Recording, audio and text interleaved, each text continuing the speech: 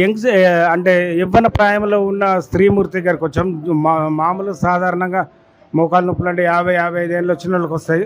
మరి ఈ తల్లి చాలా చిన్న వయసులోనే ఈ సమస్య వచ్చినట్టు తెలిసింది. వివరాలు తెలుసుకుందాం. అమ్మ బాగున్నారా? బాగున్నారు. మా సెన్నూరు కడవండి కే లక్ష్మి. అమ్మా నీ పేరు? లక్ష్మి, కే లక్ష్మి, కడవండి సెన్నూరు.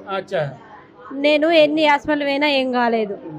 హైదరాబాద్ పోయినా, కరీంనగర్ పోయినా, ఇక్కడ కూడా హైదరాబాద్ దవాఖాన తిరిగినా ఏం కాలే. నేను మూత్రం పోయే చేతిలో లేకుండే.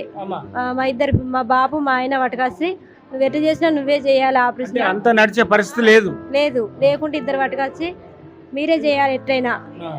నేనేం మీరు ఏం చేసినా నేను పట్టించుకోను, నేను ఏం పెట్టా సార్ అన్నమాట. సరే అని ఈ అమ్మకు 35 ఏజ్ ఉన్నది, చేసే పోషన్ లేదు. మరి నేనైతే ఏమి చేయలేకపోతా, చేసే ప్రయత్నం చేస్తా.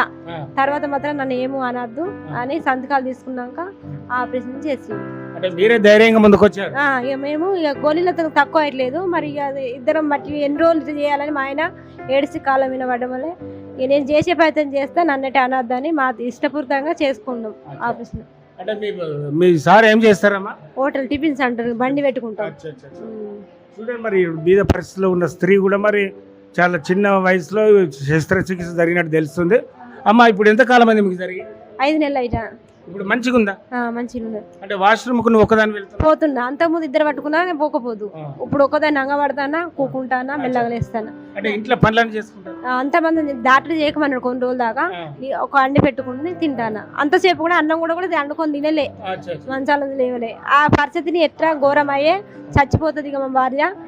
ఏదైనా చేసుకునే పొజిషన్ ఉన్నా, నేను ఇంట్లో ఉన్నా లేకుండా కాలం మీద పడ్డాడు. ఇప్పుడైతే బాగున్నావు కదా? బాగానే ఉన్నా.